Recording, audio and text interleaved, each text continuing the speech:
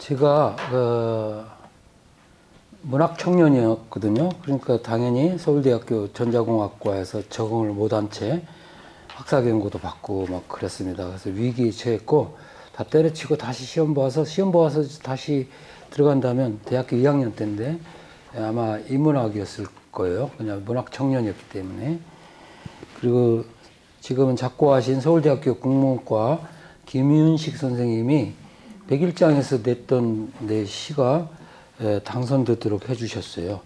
그래서 격려를 받았어요. 제가 시를 썼는데 그 뒤로 이제 시를 좀 시도를 했지만 나는 시에 재능이 없다는 걸 판단하고 공부 쪽으로 돌았죠. 예. 근데 제가 꼭 동문과로 지금 학사 편입하거나 나중에 대학원으로 직접 갔는데요. 그렇게 갔던 건 아니고요. 학사 편입을 생각하고 그러니까 삼성전자에서 몇 개월 다니다가 때려치고 드디어 결심했어요. 첫날 삼성전자 오디오 설계실에 배정받았을 때 옷을 주더라고요. 유니폼을 입고 주머니에 뭘 집어넣냐면 사표. 사표 서식 어디 있어요? 찾아가지고 언제든지 저는 그만둘 생각하고 돈도 좀 벌어놓고 어쨌든 부모님 피해를 끼치지 않기 위해서 독립하기 위해서 좀 다녔습니다. 몇 개월 다니면서 그때 이제 드디어 사표 내고 신림동 근처 왜냐하면 내 친구들이 아직 졸업 안 한 애들 그 도서관 열람증을 빌려가지고 카프카 책이라든지 다른 것들 그 원서를 빌리기 위해서 그래서 아무 데서나 하숙할 수 있었는데 서울대 근처 봉천동이나 신림동 근처에서 하숙을 했습니다. 그리고 처음 학사 편입에서 떨어졌는데 맨 처음 찾아간 게 그 국문과 교수였고요. 지금처럼 이렇게 학사 편입 제도가 되어 있지 않아 가지고 결혼이 생기면 뽑아요. 그러니까 군대 간 친구가 저기 학생이 있거나 그러면 근데 이 올해는 안 뽑는데 아이고 낭패구나. 그 다음에 찾아간 데가 불문과 프랑스 문학 학과장이었어요. 거기서도 안 뽑는데 세 번째로 간 데가 동문과였어요. 그러니까 제가 독일어 동문학에 꽂혔던 건 아니에요. 근데 거기서 뽑는데 근데 세 명이 지원해가지고 보기 좋게 떨어졌어요. 왜냐하면 책을 주면서 읽고 해석을 해. 그러면 나는 이제 교테 인스티튜트 주한 독일 문화원 다니고는 있었지만 그 정도까지 실력은 안 됐었죠. 전 고등학교 때 프랑스어를 했고 대학에 와서 이제 기본 독일어를 조금 배웠는데 그래서 재수를 결심하고 하숙을 이제 하고 있는데 선배가 찾아오지만 야, 너 올해 또 티오가 없을지도 모르잖아. 그렇게 막연하게 공부하지 말고, 응? 학사편이 기대하지 말고 바로 대학원으로 시험 봐. 그래가지고 거기서 번쩍했어요. 불이 켜졌어요. 그래가지고 대학원을 직접 지원해가지고 합격했는데요. 그래서 제가 왜 이런 말씀 드리냐면 동문학에 제가 꽂혔던 건 아니다. 오히려 프랑스 문학 쪽을 많이 봤어요. 그 실존주의 그 작가들, 그 사르트르, 까뮤, 뭐 앙드레 말로, 뭐 이런 생텍쥐페리 이런 것들을 탐독했는데 카프카도 대학 4학년 때 읽었어요. 그래가지고 카프카 번역대회 나온 건 싹싹 긁어다 읽었죠. 그래서 카프카에 대해서 조금 쏠렸던 건 있어요. 그것이 이제 제가 동문학을 선택하게 된 계기라면 계기인데 어쨌든 그렇습니다. 제가 처음부터 동문학 쪽에 로 가고 싶었던 건 아니에요. 그런데 카프카가 제 운명이 됐어요. 참 보면 이게 살다 보니까 운명이 이제 드디어 이게 돌고 돌아서 먼 우회를 돌아서 찾아오는 것 같아요. 그래서 카프카에 대한 논문, 그 다음에 베냐민 선집 7권이 카프카거든요. 그 카프카도 그 논문을 거기 곁들여서 곁들여서 썼는데 그렇습니다. 그래서 카프카가 제가 탐독했는데 여러분 카프카를 읽어보셨어요? 어떻게 느껴요? 잘 안 읽어져. 지금 그 역사적 거리 때문에 그러기도 하고요. 근데 일단은 카프카를 좋아하지 않는 사람도 많아요. 왜냐하면 그 뭔가 약간 뭐 시니컬할까, 뭐 그로테스크하고 뭔가 이렇게 어둡고 그런 느낌이 있습니다. 근데 나는 이유는 알 수 없어. 일단 끌렸어요. 끌려서 많이 탐독을 했는데 삼성전자 다니면서 수원에서 하숙하고 있었거든. 근데 같이 전자공학 졸업한 학생하고 친구하고 같이 하숙방에 룸메이트로 살았는데 그 친구가 우연히 내 이부자리 위에 펼쳐진 카프카 책을 봤어요.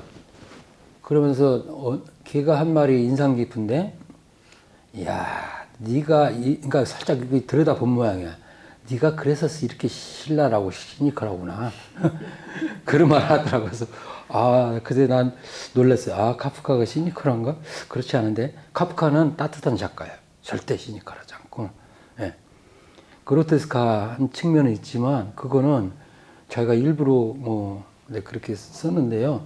그게 주는 여러 가지 메시지가 있습니다. 그래서 카프카를 이상한 작가로 보시지 말고 일단은 지금 변신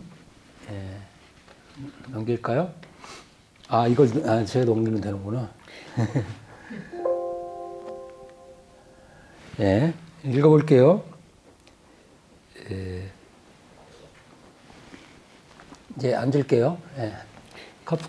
변신의 작가 카프카는 1883년 오스트리아 헝가리 제국 프라하의 구시가와 요제프구의 경계 지역인 유대인 거주 지역의 변두리에서 태어났어요.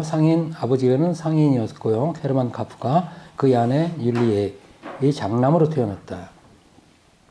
그리고 그는 폐기력으로 죽기 직전 2개월간의 요양기간과 국외여행을 제외하고 일생을 프라하를 거의 벗어나지 않았다.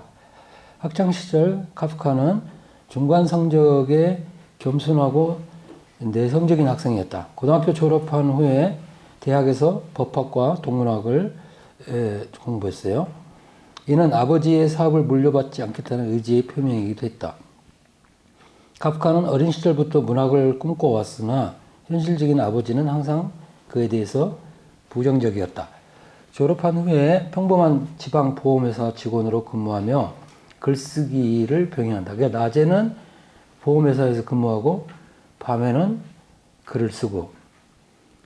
그래서 이제 1913년 화부, 15년에 지금 우리가 다룬 변신, 1916년에 선고 등 단편들이죠. 이것을 잇따라 출간한다. 1917년 카프카는 몇 년 동안 이런 두서없는 생활과 수면 부족이 야기한 폐결핵에 걸리고 1924년 사망한다. 프라하의 슈트라슈니츠 유대인 공동묘지에 묻힌다. 올해가 카프카 사망 200주기입니다.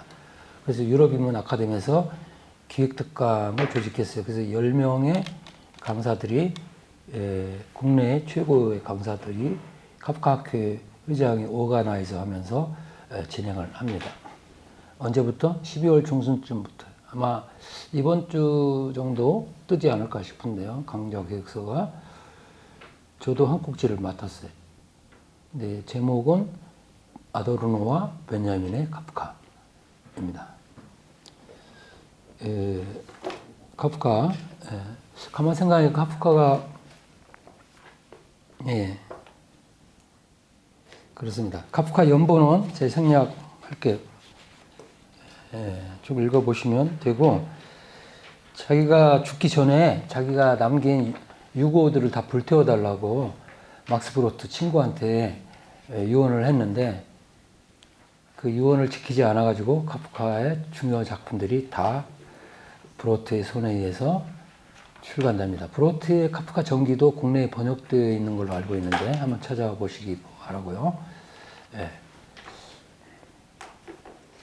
그런데 카프카가 자기 유고를 불태워 달라고 부탁했을 때 친구인 브로트가 그 유언을 안 지키리란 걸 알았다고 베냐민은 보고 있어요. 그러면서 거기에 대한 해석을 아주 절묘하게 하고 있어요. 베냐민 대단한 사람이에요. 어쨌든 베냐민은 카프카를 발견한 최초의 비평가 중에 한 사람이었고, 마지막 그 죽기 몇 년 전, 2년 전에 지금 노라 디아만트하고 동거했다 했잖아. 베를린에서 불과 몇백 미터 거리에 살았었어요. 서로 모른 채. 어쨌든 지금 제가 보기에 저도 카프카 많이 연구했지만 베냐민의 글만큼 이게 제가 베냐민을 해서 그렇기도 하지만 뛰어난 그 카프카 평전은 없는 것 같아. 그 모티브도 굉장히 다양하고요. 나중에 아도르노도 카프카 소묘라는 글을 발표하는데 프리즘, 제목이 프리즘이라는 책 안에 들어 있습니다. 어쨌든 아도르노도 카프카가 중요한 작가 중에 한 사람이었어요.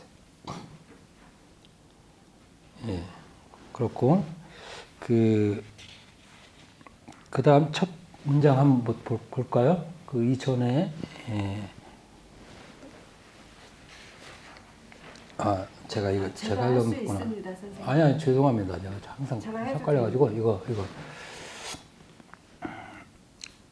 카프카가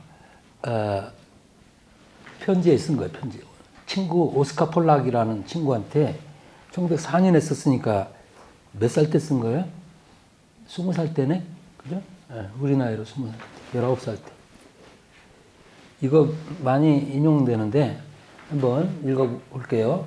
내 생각에 책을 읽는 사람을 꽉 깨물고 콕콕 찔러대는 것만 읽어야 할 것 같아. 우리가 읽는 책이 우리 머리를 주먹으로 한 대 쳐서 잠에서 깨우지 않는다면 도대체 왜 우리가 책을 읽는 거지? 자네가 편지에 쓴 것처럼 우리가 행복하려고 읽는 걸까? 맙소사. 설령 책이 한 권도 없다 해도 우리는 역시나 행복해질 수 있을 거야. 또한 우리를 행복하게 해주는 책은 필요할 경우 우리가 손수 쓸 수도 있을 거야. 하지만 우리는 다음과 같은 책이 필요한 거야.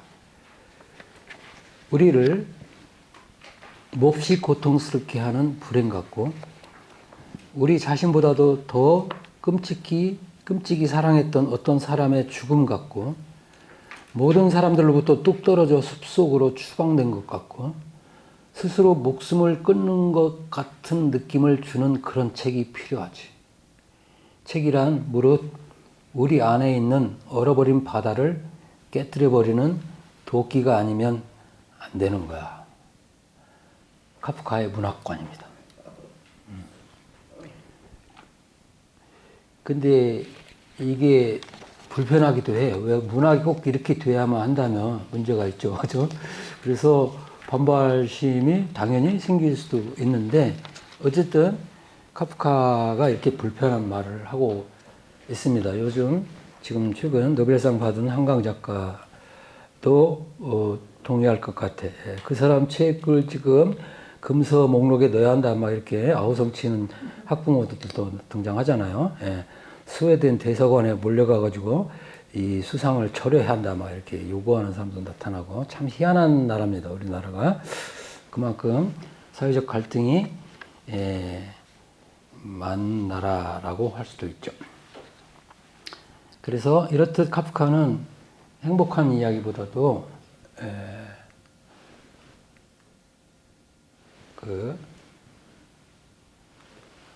그로테스크한 소설을 쓰지 않았나 이렇게 사람들 충격을 주기 위해서.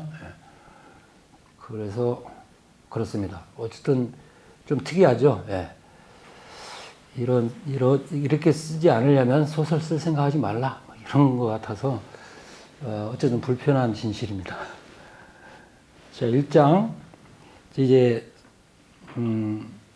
PPT는 여기 두고 여러분들은 저기 보시면 돼요. 여기 다 쓰지는 않았거든요.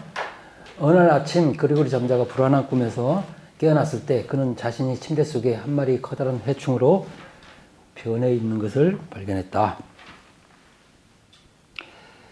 그래서 이 소설은 지금 스크립트입니다. 주인공 그리고리 잠자가 잠에서 깨어나는 장면으로 시작한다.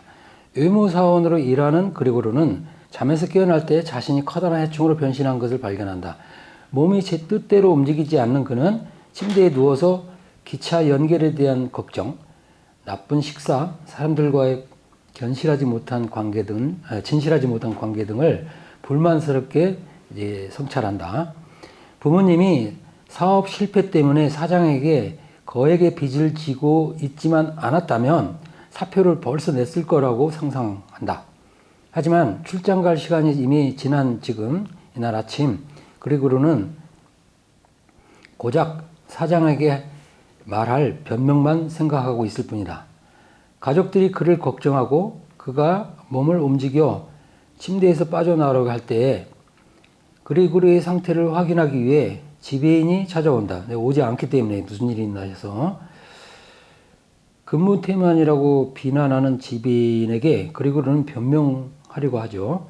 지배인은 그의 말을 전혀 알아듣지 못한다. 벌레로 변신했으니까. 그가 열쇠로 방문을 열고 가족들 앞에 모습을 드러냈을 때 가족들과 지배인은 공황 상태에 빠진다. 어머니는 마루 위에 털썩 주저앉고 여동생은 울기 시작하며 지배인은 질겁하여 도망가 버린다.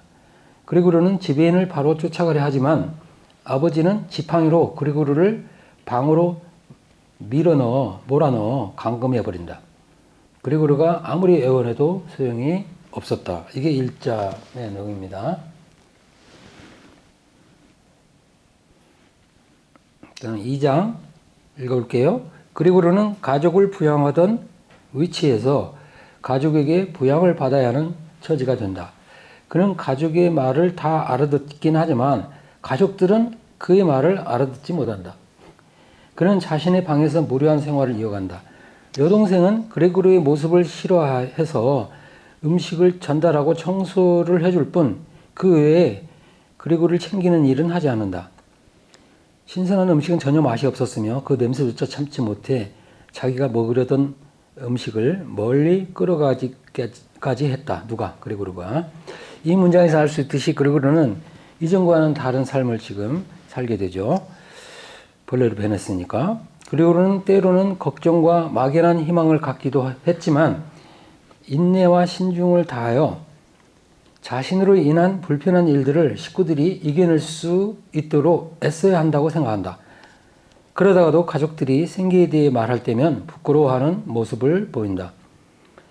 가장을 잃어버린 그레고르 가족은 돈을 버느라 삶에 지쳐간다. 그레테, 여동생, 그레테는 그레고르가 벽을 타고 기어다니는데 방해가 되는 가구류를 방에서 치워줄 것을 계획하고 어머니와 협력하여 가구류를 치우기 시작한다. 그레고르도 처음에는 신경 써서 몸을 숨기고 있었지만, 그러니까 몸을 숨기는 이유는 자기 흉측한 모습을 보고 사람들이 계속 놀라기 싫어가지고 숨어 있었지만 그들의 대화를 엿듣고 문득 이런 생각을 해요. 자신이 인간이었던 시절의 흔적을 없애버려도 괜찮은 것일까 하고 회의를 품는다. 그러니까 그럼 뭐 액자라든지 뭐 가구라든지 다 치워버리면 그 거기에 살던 그 인간으로서 살던 기억이 또 함께 지워지잖아요. 그래서 안 치웠으면 좋겠다는 생각을 해요. 그래서 그레고르가 자신의 뜻을 표출하려고 벽에 걸려있던 액자에 달라붙자 이거 가져가지 마 하고 그 모습을 본 어머니는 졸도해버린다. 바로 그때 최근 은행 수의로 근무를 시작한 아버지가 이제 아들이 돈 벌어와야 하는데 이게 이 지경이 됐으니까 자기가 이제 발벗고 나서야 하잖아. 그래서 은행 수의로 취직해요. 그래서 아버지가 이제 마침 귀가해서 이 광경을 목도하죠. 그는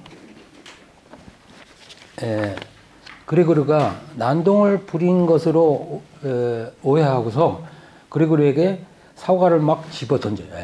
그래서 사과 하나가 박혀요. 결국 그걸로 나중에 죽게 됩니다. 그게 골마 터져가지고. 그리고는 깊은 상처를 입고 정상적으로 움직일 수 없게 된다.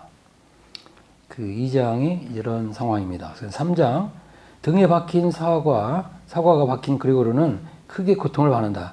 그 사이에 가족들은 모두 직장에 나가서 바쁜 생활을 한다. 여동생도 그레고르를 더는 신경 쓰지 않는다. 그는 자기 식구를 돌봐주고 싶은 기준이 완전히 사라지고 자기를 푸대접하는 것에 대한 분노로 가득 찼다. 그레고르가 지금 이런 상태였다는 거죠. 새로 온 가정부는 우연히 그레고리를 보지만 해괴한 모습에도 전혀 무서워하지 않고 오히려 그를 조롱한다. 게다가 신사 3명, 하숙생인데요. 에게 하숙으로 집을 주고 나서 그레고리의 방은 창고로 변해버린다. 어느 날 신사 한 명이 그레테가 하는 바이올린 연주를 듣고 이제 와서 연주해달라고 요청한다. 그레고리는 그 연주 소리를 듣고, 그레고리도 들었어요. 방에서 듣고 감동해서 방에서 슬근슬근 기어 나왔어요.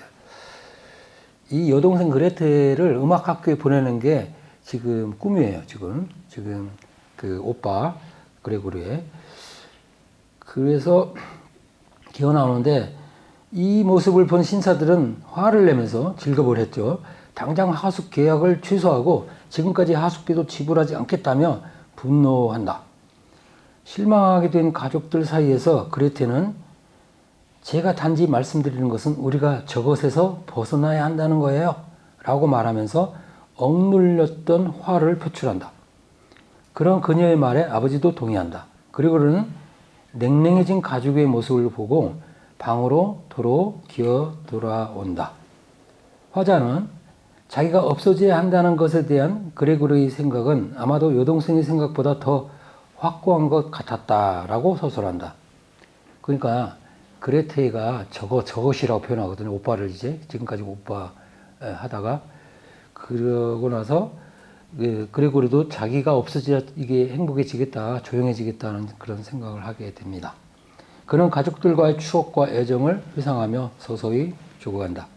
다음날 청소를 하러 온 가정부가 시체가 된 그레고리를 발견하고 가족들에게 알린다. 그 모습을 본 그레고리의 아버지는 하나님께 감사를 표한다. 그 후 가족들은 소풍을 나가는데 가족들은 서로 자신이 하는 일에 그럭저럭 만족하고 있으며 미래에 대한 희망도 보이는 것 같다고 화자는 서술한다. 그레테는 고생 속에서 성숙한 아가씨로 이제 성장을 해서 부모는 이제 딸에게 어울리는 신랑감을 찾아줘야겠다는 생각을 한다. 그러면서 딸이 맨 먼저 일어나 젊은 몸을 쭉 펴자 그것이 그들에게는 마치 새로운 꿈과 훌륭한 계획에 대한 확신처럼 생각되었다라는 구절로 소설은 끝이 납니다.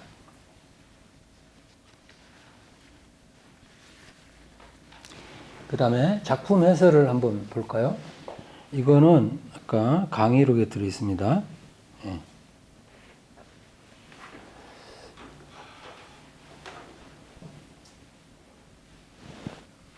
예. 위에 그 부분은 건너뛰어도 될 것 같고요. 작품 해설로 들어가죠. 1912년에 쓰이고 15년에 출판된 카프카의 단편소설. 변신에 대한 주인공 그레고리 잠자의 반응이 어땠나요? 정작 주인공 자신이 경악하지 않은 것이 독자를 놀라게 해요. 그러니까 이제 새벽에 깼는데 몸이 변신했죠. 근데 몸이 왜 이렇게 안 움직이지? 하고 막 그러면서 내가 왜 변신했나에 대한 놀라움은 표현되지 않고 있어요. 독자들이 그게 더 놀라운 거죠. 잠자는 그레고리 잠자예요. 자신의 변신을 처음에는 꿈이나 망상 따위로 치부하려 한다. 그는 오히려 4시에 맞춰놓은 자명종이 울리지 않은 데 대해서 경악한다. 자명종을 이제 못 들은 이유는 힘든 자신의 직업 생활에서 벗어나고자 하는 소망 때문이다. 이것이 그가 잠이 깨어 침대에서 내뱉는 탄식에서 드러난다. 이러한 생각들이 불안한 꿈들 속에서 작용해서 변신을 초래했다고 볼 수 있다. 즉, 저항하는 무의식이 외적 형상을 얻은 셈이다. 하지만 왜 슬프고 구역질 나는 형상을 띠게 되었나? 가족에 대한 의무가 아니었다면 사장에게 가서 자신의 심정을 토로했을 거라는 그의 독백에서 드러난다. 즉, 가족을 위한 헌신적이고 희생적인 그의 삶이 그의 변신으로 그로테스크하게 표출되어 나타난 것이다. 그로테스크는 항상 억압된 진실을 드러내게 된다. 약간 프로이트적이죠. 예. 여러분들이 프로이트의 그 짤막한 글 중에 그 섬뜩한 것이라는 게 있어요. 그 섬뜩한 것은 사실은 das Unheimliche 독일어로 하이밀리시는 친근하다 라는 뜻인데 그것에 운이라는 그 부정을 나타내는 그 접두어가 붙어가지고 섬뜩한 것, 으스스한 것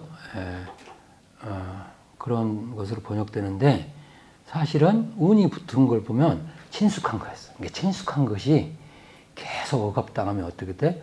이렇게 그로테스크하고 섬뜩한 것으로 변한다는 거예요.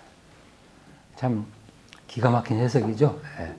다시 한번 섬뜩하다고 우리가 생각하는 건 우리에게 친숙한 것이었다. 근데 어떤 이유에서든 우리가 밀어낸 것이다. 여기서 억압이란 건 정치적인 억압이 아니라 독일어로 베드랭웅인데 심리학에서 많이 쓰는 개념이에요. 억압. 베드랭웅은 밀어내다. 드러나지 못하게 누르다. 근데 그게 드러날 때가 있어. 언제 드러날까요? 일단은 종잡을 수 없어. 언제 드러나긴 드러나는데 주로 꿈에서는 이제 드러나요. 꿈에. 왜냐하면 꿈에서는 낮 동안의 의식이 이게 무장을 하고 경비를 서던 그 보초병이 잠깐 이제 조는 시간이야. 그러니까 무의식이 슬그머니 내려올 수 있어요. 그래서 무의식이 이제 스토리텔링을 만들죠. 그래서 꿈을 통해서 자신 내면 속에 무엇이 억압되고 있는가, 무의식에서 무엇이 작용하고 있는가를 본인 스스로가 힌트를 얻을 수 있습니다, 여러분들. 여러분들 꿈을 하찮게 보지 마시고 그 자기 분석하는데 좋은 도구이다 이렇게 생각하시면 돼요. 어쨌든 카프카도 정신분석학을 발전시키기 전에 히스테리 연구를 통해서 그 여성들 주로 여성들한테 생기는 거죠. 그래서 상담을 해나가면서 정신분석의 방법론을 구축하기 시작하는데요. 일단 상담을 통해서 그 내담자가 스스로 발견하게끔 만들어요. 그래서 처음엔 뭐 오랫동안 이게 공전을 거듭하다가 어느 순간에 맞아요. 프로이트님, 제가 한 7살 때쯤 됐나요? 외삼촌하고 시골에 여행을 간 적이 있어요. 하면서 생각이 떠오르면서 풀어내기 시작하면 매개자는 사라진다는 말을 하거든요.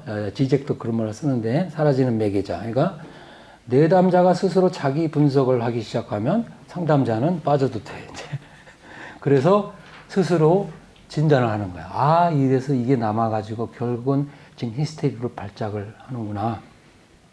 주로 성적인 어떤 스캔들, 문제예요. 그런 것들이 사람들 무의식 속에 잠재해 있다가 어떤 계기에 나타나게 됩니다.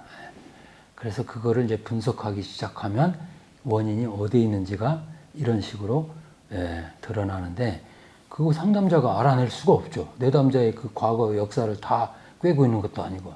그러니까 내담자가 스스로 그거를 찾아내게끔 도와주는 산파 역할을 하는 게 상담입니다. 바로. 그래서 그래서 프로이트를 추천하는데 프로이트는 굉장히 따뜻한 스토리텔러라고 벤jamin이 말한 적이 있어요. 그러니까 서사가 위기에 처한 현대에 나름대로의 스토리텔러예요. 이야기꾼이에요. 저도 프로이트 읽어보면 상당히 그런 것들을 확인할 수 있었어요. 그래서 히스테리 연구를 좀 추천합니다. 그 다음에는 꿈의 해석을 1900년에 나온 꿈의 해석을 추천하고요. 그 다음에 정신분석의 글들이 많이 이제 전개되죠. 근데 그 히스테리 연구가 재밌더라고요. 공부 스터디 할 때 여러분들 한번 참조하시기 바랍니다. 가족의 책임이란 어머니는 천식과 수동성으로 특징 지어지고 너무 넘어갔네요. 맞다.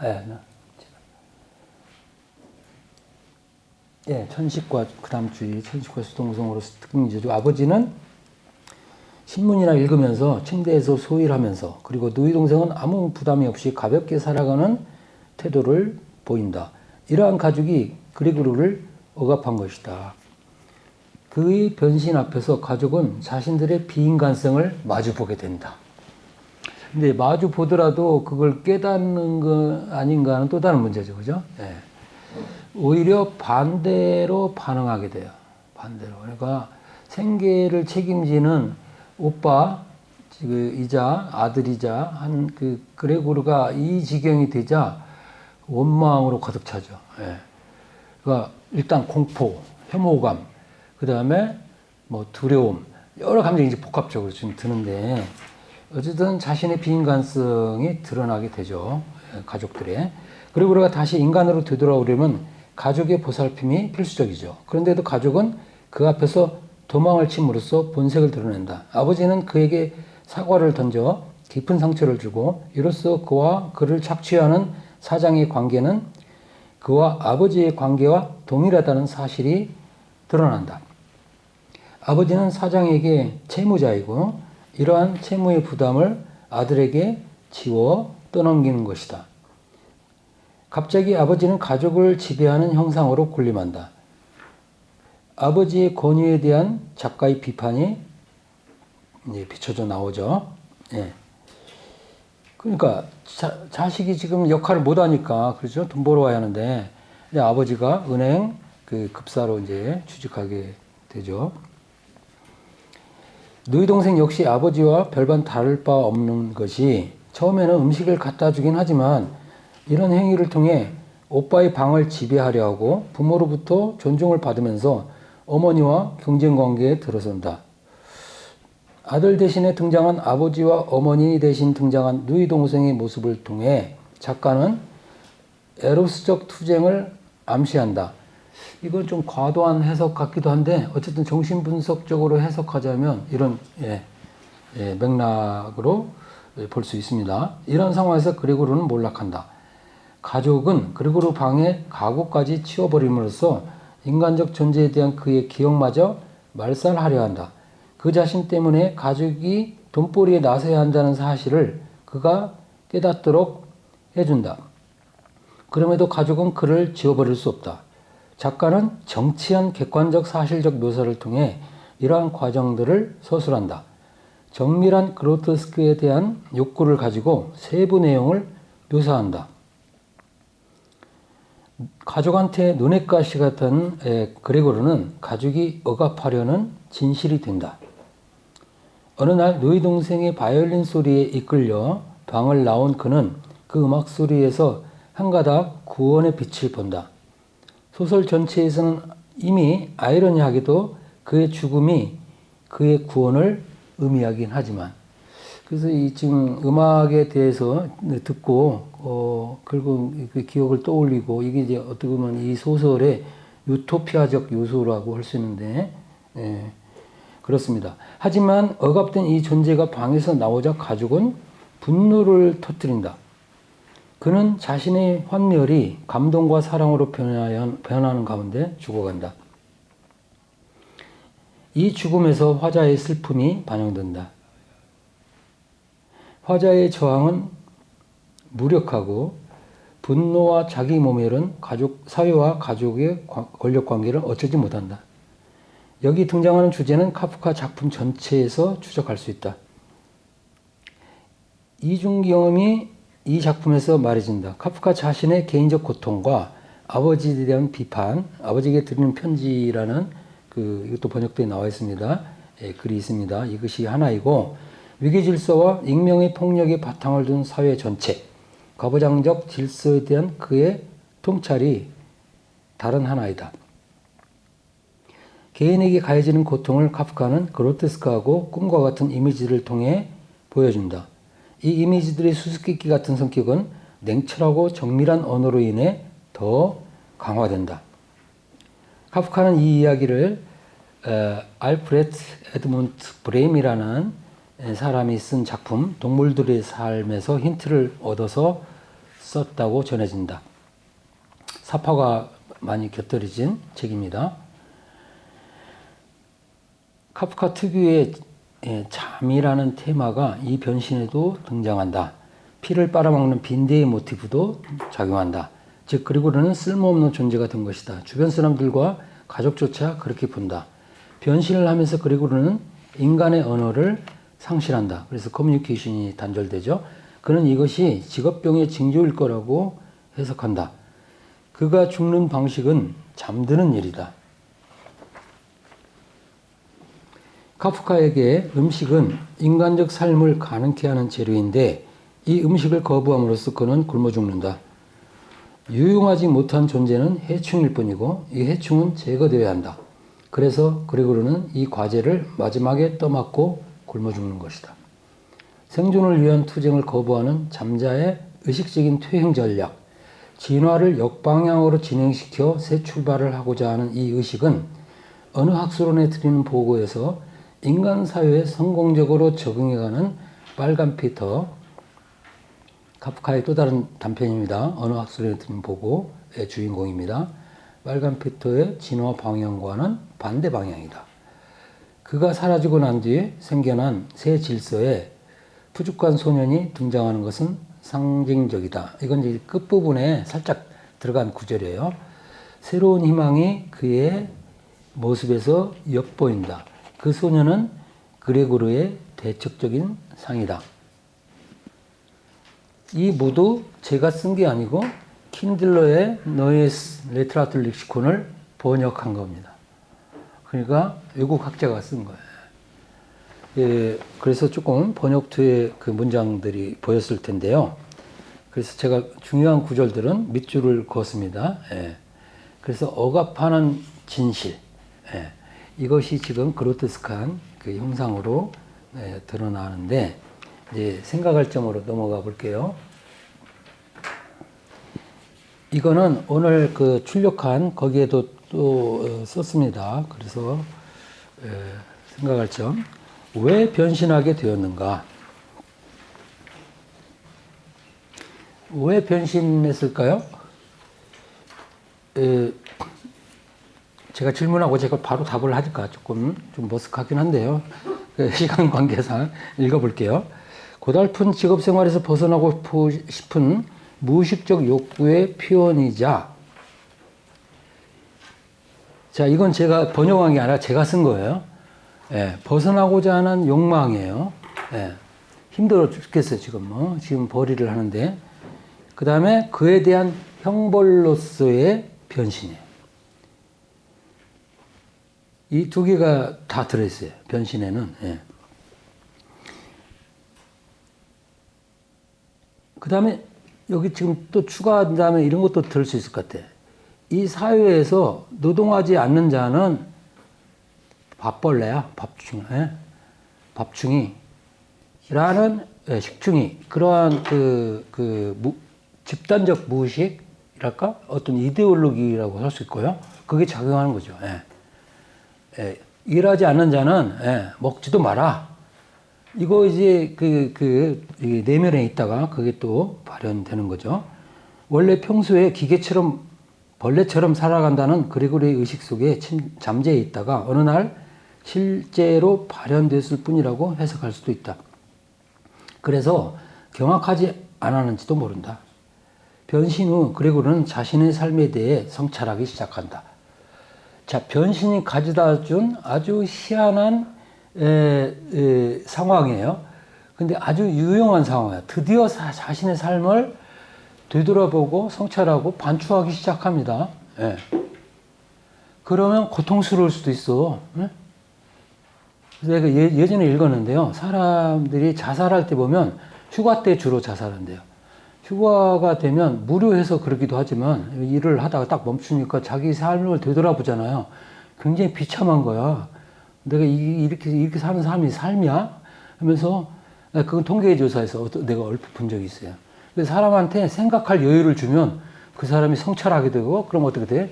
자기 삶을 정리하게 되고, 그래서 결심을 하게 되더라고. 무섭죠. 무서워. 보수가 집권하면 자살자가 많아진다고 그런. 아닐 것 같아. 진보가 집권해서 진보나 보수나 다 내가 보면 비슷해요, 둘 다. 다 정치적인 그러한 어떤 권력에 대한 욕망으로 가득 찬 사람들이지.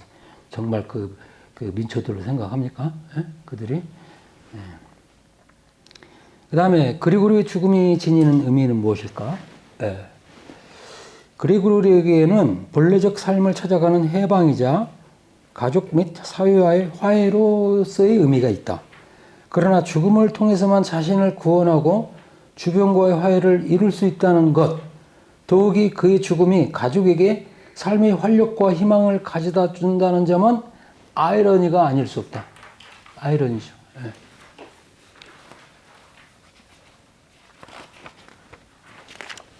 그의 가족은 자본주의 세계에 더 강하게 편입되고 집착하죠. 원래 사회가 그를 죽음으로 내몰았던 것이다. 엥겔스가 말한 사회적 살인. 이건 사회적 살인이라는 그 표현을 썼죠, 우리가. 예. 주인공의 죽음은 변신이라는 처참한 상황과 일상의 질곡으로부터의 해방일 수는 있으나 긍정적 의미의 유토피아나 종교적 구원으로 해석하기 어렵지 않을까? 죽음이 인간의 진정한 본질과 본래성을 회복하는 유일한 길이 되는 세상은 바로 전도된 세상이고 지옥이 아닐까? 그리고는 변신한 자신이 가족에게 짐이 되고 있을 뿐임을 절실하게 깨닫고 스스로 선택한 죽음을 통해 또 한 번 마지막으로 가족에 헌신하는 모습을 보여주는 것이다. 또한 그로써 소의 의미는 배가 되는 것 같다.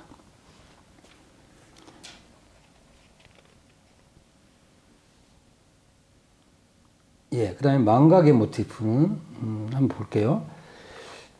자, 여기 질문과 답변은 제가 만든 거예요. 전부. 예. 망각의 모티프, 생산성, 유용성, 효율성, 진보의 신화 속에 매몰되어 사라져가는 인간성에 대한 망각이 그로테스크하게 사물화된 모습으로 충격적으로 등장한다. 현대인의 물화되고 소외된 삶의 모습이 수동적으로 그려지고 있다.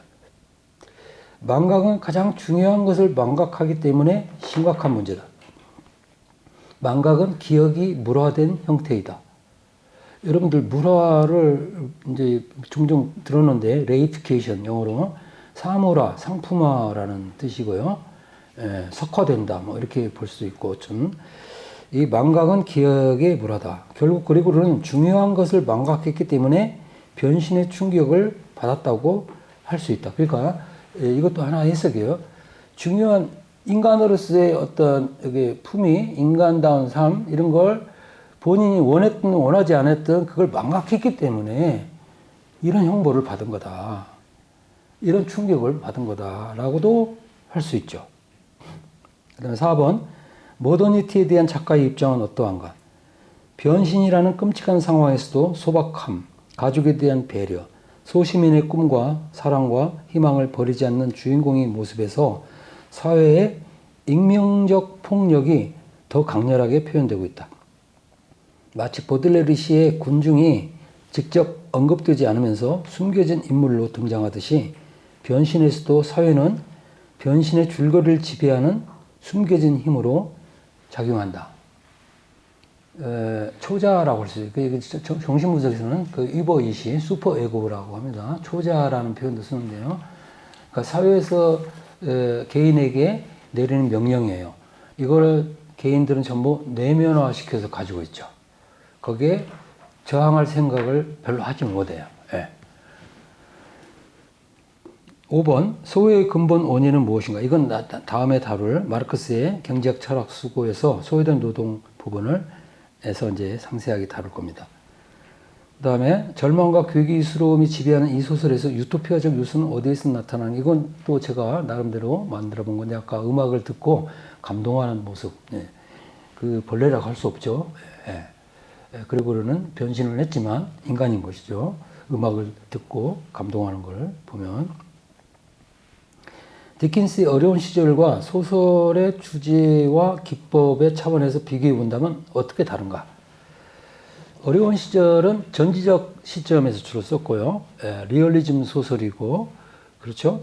그 다음에 객관적으로 묘사하고, 근데 여기에서는 아직 다루진 않았지만 그 아래에 나오는 8번 모더니즘 서사 기법이 중요한 요소로 작용하는데 체험 화법과 내면 독백이 그겁니다. 강의를 이렇게 상세하게 써놓긴 했는데 뭐 다 이해를 못하더라도 제가 잠깐 설명드릴게요. 자, 체험 화법, 내면 독백 둘 다 비슷한 거예요. 단지 내면 독백은 현재로 쓰여지고 체험 화법은 과거로 쓰이는 경우가 많아요. 예. 자, 그러니까 소설 속 인물이 스스로 독백을 하는 거예요. 예. 체험 화법을 가르쳐 드릴게요. 잉해라는 여성이 있어요. 자, 직접 화법. 잉해는 물었다. 그 다음에 따옴표. 제가 정원에 나갈까요? 따옴표 닫았어. 직접 화법이에요. 예? 자, 간접 화법. 잉해는 자신이 정원에 나가야 할지를 물었다. 그게 간접 화법이에요. 그 다음에 체험 화법. 잉해는 정원에 나가야 할까? 그건 화자가 한 말이야? 아니면 잉해가 스스로 생각한 거야? 이걸로 가득 차 있어요. 소설을 보면 자명종이 과연 올렸을까? 저런 사람이 아버지란 말인가? 그래서 대개 체험화법은 라고 생각했다, 라고 의심했다, 라는 그 물음이 들었다, 뭐 이런 것이 생략됐다고 보시면 돼요. 예? 그러니까 서술자, 화자가 마치 인물의 경험을 지금 따라가는 것처럼 그 인물이 경험한 것을 그대로 지금 자기가 경험하는 것처럼. 그러니까 잉해는 지금 정원에 나가야 할까? 그 분명히 화자가 한 말인데 잉해의 생각이기도 하거든요. 근데 왜 이런 표현들이 이제 모더니즘에서 빈번하게 등장하게 되냐면 보다 밀착해서 사람들의 심리를 그 표현하고 묘사하기 위해서요. 그 사람이 지금 어떤 생각을 하는지. 그래서 체험화법인 거예요. 마치 인물의 체험을 화자가 따라한 것처럼. 그래서 직접 화법도 아니고 간접 화법도 아니고 체험 화법. 랩데레디가 체험했다는 뜻이거든요. 전지적 시점. 전지적은 다른 의미야. 전지적은 화자가 전체를 다 조망한다는 뜻이고, 전체를 조망해서 전지적 시점은 요새 뭐 TV에서도 많이 나오죠. 그래서 전지적 시점은 다 안다는 뜻이고, 알 비센트고 이것은 인물의 시점이에요. 체험화법은 지금 그레고르가 지금 생각한 것을 화자가 쓰고 있는데 이게 그레고르의 생각인가? 아니면 화자가 그렇게 지금 묘사하는 것인가? 객관적으로 구별해야 하는 거예요. 그래서 인물의 심리를 생생하게 전달하기 위해서 이러한 기법이 많이 쓰이게 돼요. 내면 독백은 이제 스스로 이제 계속 독백하는 거지. 아까 말한 그런 거. 자명종이 왜 안 올렸을까? 내가 분명히 맞춰놨는데 하면서 난 몸이 이렇게 안 움직이지? 막 이런 식으로. 그래서 여러분들은 그레고르 이 소설을 읽으면 그레고르의 심리 속으로 들어가서 지금 같이 보는 거예요. 그레고르 시각에서. 그레고르 시각에서. 근데 분명히 3인칭 10접이거든요. 그러니까 이 인물을 밖에서 보는 시점에서 쓰고 있는데 인물의 심리 속으로 들어갔다가 나왔다, 들어갔다, 나왔다 그래요. 그래서 어렵게 생각하시지 말고 생생하게 묘사하기 위해서, 생생하게. 그래서 강렬한 그 경험을 주죠, 독자한테. 그래서 이런 기법들이 이제 과거에는 별로 쓰이지 않았는데 리얼리즘 시대에도 쓰이긴 했는데요. 점점 더 모더니즘에서 두드러지죠. 전지적 시점은 그게 아니고 다 아니까 독자한테 말을 건다든지, 자, 마운더비는 어떤 사람일까요? 하면서 마운더비는 풍선처럼 부른 사람, 언젠가나 시한폭탄처럼 터질지 모르고 풍선처럼 그런 사람. 근데 이제 세상이 코크타운이라는 그 마을이 잘 굴러갈까? 과연 그럴까? 맙소사. 아니라면 어쩔 것인가 뭐라든지 이미 다 알고 있으면서 이제 복선을 깐다는 복선이라는 말 들고 있어요. 앞에 닥칠 일들을 미리 예시로 보여주는 거예요. 그런 거. 그다음에 코멘트하고 독자한테 말을 걸고 이런 주석을 달고 이런 것들이 전부 전지적 시점. 전지적 시점은 인물들 하나를 다 알고 있을 뿐만 아니라 소설도 다 갖고 있어요. 알고 있어요. 그렇기 때문에 그거를 모든 걸 안다. 전체. 알지자 써가 전체를 안다는 그런 뜻이고, 체험학법은 오히려 인물 시점이에요. 예, 인물 안에 들어가서 인물의 심리를 그대로 따라가는 거야. 근데 분명히 지금 그 객관적으로 화자가 묘사하다가 그쪽으로 들어가니까 헛갈리는 거예요. 예. 그리고 우리가 죽고 나서도 조금은 더 계속되잖아요. 이 소설이 스토리가. 예? 그들은 뭐 소풍을 나갔다. 그리고 딸이 이렇게 성숙한 걸 보고 아버지는 흐뭇해했다. 막 이러면 그때 이상해져요. 왜냐하면 그리고는 죽어버렸잖아. 그리고 죽고 나서 시점이 애매해져요. 시점이. 그때는 바로 지금 전지적 시점으로 돌아온 거예요. 다시. 예. 이해하셨어요? 좀 어려운데 그렇습니다. 그래서 이게 다른 점이에요. 내면 독백은 의식의 흐름이랑 같은 게 아닌가요? 의식의 흐름 비슷하다고 볼 수 있어요. 근데 내면 독백은 이게 서술에 가다가 독백 부분을 그냥 섞어서 막 쓰는 거예요. 예. 그러니까 체험학법과 내면 독백이 비슷한 것보다는 내면 독백은 의식의 흐름과 더 비슷할 것 같은데요. 의식의 흐름은 이런 서사 기법의 차원에서 지금 같은 차원에서 논의하는 게 아니고 초현실주의에서 자동기술법, 그다음에 모더니즘 그 조이스나 이런 사람들의 소설에 등장하는 스트리밍 오브 컨셔스니스 그런 차원에서 하는 말이지. 여기는 서사 기법으로 지금 말하는 거거든요. 지금 그러니까 인물 시각, 뭐 그다음에 전지적 시각, 무슨 시각, 뭐 1인칭 시각, 뭐 이렇게 말하면서 그래서 조금 차원이 다르긴 한데요. 그 모더니즘에 드러나 부각되는 기법이라는 점에서 상통하죠. 근데 의식의 흐름은 소설 전체가 의식의 흐름이고요. 여기서는 어떤 그 특정한 구절이 주인공이 지금 독백을 하는 구절이에요. 독백을 그대로 재현하는 그런. 근데 그게 이제 화자가 한 말인지 아니면 거기 그 인물이 지금 그런 말을 하는 건지 구별이 잘 안 되는 그런 차원을 논할 때 쓰는 말이고, 그래서 체험학과 내면 독백은 긴밀하게 연결되어 있고 시제만 서로 다르다 이렇게 알려져 있습니다. 대충 그래서 아까 그 PPT로 돌아갈 수 있을까요? 다 이제 끝나가는데요. 이제 다 일어서겠습니다. 그래서 후다닥 지나가면 그래서 여기서는 이제 우리가 이미 상세하게 다 다뤘기 때문에 그냥 한번 싹 훑어만 보세요. 저희가 상세 버전을 다 읽었습니다. 등장인물 소개 보면 변신 이전에 주인공은 가족의 가장으로서 가족들의 신뢰를 받았으나 변신 이후에는 천대받고 이제 위면받죠. 그래서 소외감과 비참함을 느끼게 됩니다.